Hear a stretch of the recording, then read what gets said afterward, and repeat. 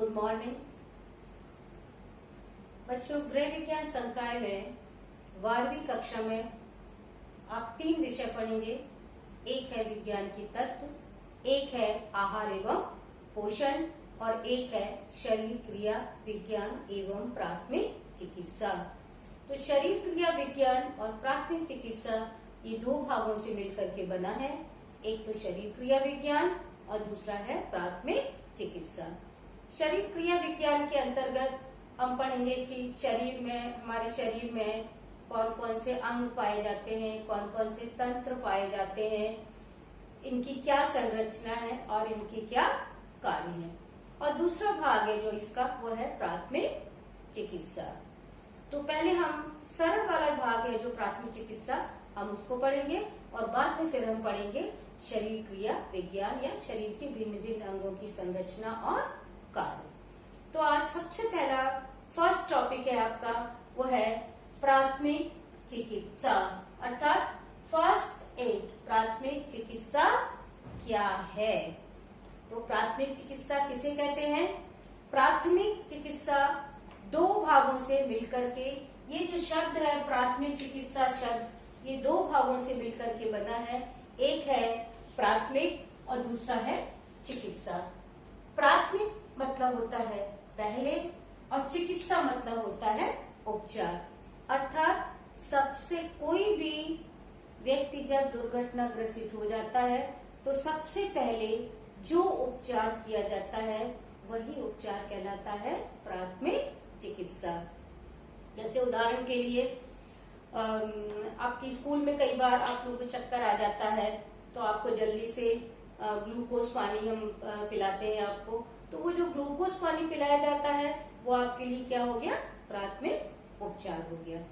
तो इसका मतलब, इसकी क्या परिभाषा होगी कि जब कोई व्यक्ति दुर्घटना ग्रसित हो जाता है या जब किसी मरीज को कोई चोट लग जाती है या वो घायल हो जाता है तो डॉक्टर के आने से पहले हम जो भी मरीज का उपचार करते हैं वो उपचार कहलाता है प्राथमिक चिकित्सा। अर्थात किसी की भी हालत बिगड़ने पर, किसी के भी बीमार पड़ने पर सबसे पहले जो चिकित्सा प्रदान करते हैं हम, वही चिकित्सा क्या कहलाती है? प्राथमिक चिकित्सा कहलाती है।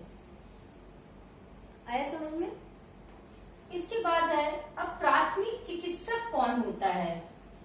प्राथमिक चिकित्सक कौन होता है मतलब जो व्यक्ति प्राथमिक चिकित्सा करता है वही व्यक्ति क्या कहलाता है? प्राथमिक चिकित्सक या प्राइमरी डॉक्टर कहलाता है।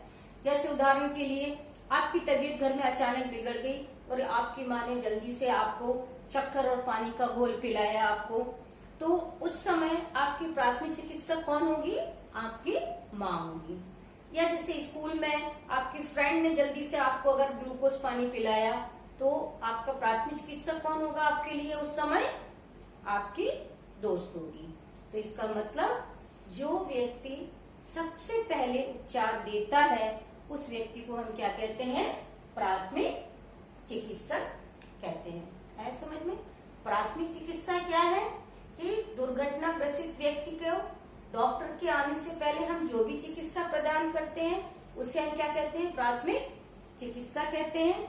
और जो व्यक्ति इस चिकित्सा को प्रदान करता है वो व्यक्ति क्या कहलाता है? प्राथमिक चिकित्सक कहलाता है। अब प्राथमिक चिकित्सा के उद्देश्य क्या क्या हैं? अर्थात हम प्राथमिक चिकित्सा क्यों देते हैं, प्राथमिक चिकित्सा क्यों प्रदान करना चाहिए?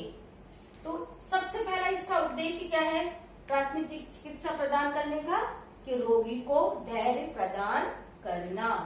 तो सबसे पहला उद्देश्य क्या है प्राथमिक चिकित्सा का? कि रोगी को धैर्य प्रदान करना।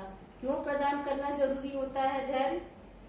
कि अगर मान लीजिए कोई व्यक्ति दुर्घटना ग्रसित हो गया है और अगर हमने उसको कहा, अगर इस तरह से अगर हम उसके सामने कहने लगे अरे तुमको तो बहुत चोट आ गई है और डॉक्टर को जल्दी से बुलाना पड़ेगा, तो ऐसे में क्या होगा? मरीज खुद भी घबरा जाएगा। तो इसलिए हमें उसे धैर्य प्रदान करना चाहिए। हमें उसको कहना चाहिए कि नहीं, तुमको ज्यादा चोट नहीं आई है, तुम जल्दी से ठीक हो जाओगे, अभी डॉक्टर को बुला देंगे। तो वो अपनी स्थिति पर आसानी से काबू पा सकेगा। दूसरा है उद्देश्य इसका कि रोगी की स्थिति को बिगड़ने से बचाना। प्राथमिक चिकित्सा इसीलिए प्रदान की जाती है, उसका एक मुख्य उद्देश्य ये होता है कि हम स्थिति को बिगड़ने से बचा सके। कोई भी व्यक्ति अगर मान लीजिए किसी को अगर चक्कर आ गया तो हम बाकी तो कोई हम इलाज नहीं कर पाएंगे उसका, लेकिन अगर हम थोड़ा सा उसको पानी के छींटे दे देते हैं और अगर वो होश में थोड़ा सा आ जाता है, इस लायक उसको बना देते हैं कि हम उसे अस्पताल पहुंचा सकें, तो ये हमने क्या किया, उसकी स्थिति को बिगड़ने से बचाया। तो प्राथमिक चिकित्सा का ये उद्देश्य होता है कि हम किस तरह से रोगी की स्थिति को बिगड़ने से बचा सके। कई बार आपने देखा होगा ना, जब दुर्घटना सड़क पे हो जाती है तो बहुत तेजी से रक्तस्राव होने लगता है, खून बहने लगता है।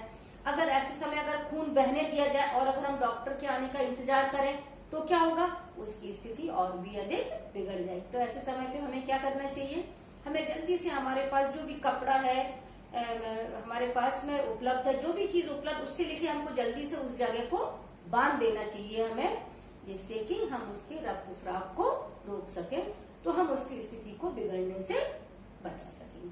तो दूसरा उद्देश्य क्या हुआ इसका, कि रोगी की स्थिति को बिगड़ने से बचाना।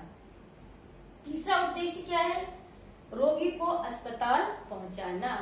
खाली हम अगर केवल प्राथमिक चिकित्सा देने से हम उसके जीवन को तो नहीं बचा सकेंगे हम, तो हमें क्या करना चाहिए, फिर हमें रोगी को अस्पताल तक पहुंचाना चाहिए और उसके बारे में पूरी जानकारी हमें डॉक्टर को देना चाहिए। आजकल तो आपको पता है ना कि 108 को हम बुला देते हैं जल्दी से, तो बहुत लोगों का जीवन केवल इसलिए बच जाता है कि हम समय पे एम्बुलेंस बुला करके और उसे हम अस्पताल तक पहुंचा देते। तो तीसरा उद्देश्य क्या हुआ, कि रोगी को अस्पताल तक पहुंचाना। चौथा उद्देश्य है कि रोगी के जीवन को बचाना। हम ये जो भी काम कर रहे हैं, ऊपर हमने देखा कि रोगी को हमने धैर्य प्रदान किया, रोगी की स्थिति को हमने बिगड़ने से बचाया, रोगी को हमने अस्पताल पहुंचाया। इन सब का मूल उद्देश्य क्या है, कि रोगी के जीवन को बचाना। तो प्राथमिक चिकित्सा का प्रमुख उद्देश्य जो अंत में आता है वो है कि हम किसी भी तरह से उसको धैर्य प्रदान करके उसकी स्थिति को बिगड़ने से बचा करके, या उस समय प्राथमिक उपचार दे करके, या फिर हम उसे तुरंत अस्पताल पहुंचा करके हम उसके जीवन को बचा सकें। तो ये क्या है, प्राथमिक चिकित्सा जो भी हम देते हैं उसका प्रमुख उद्देश्य।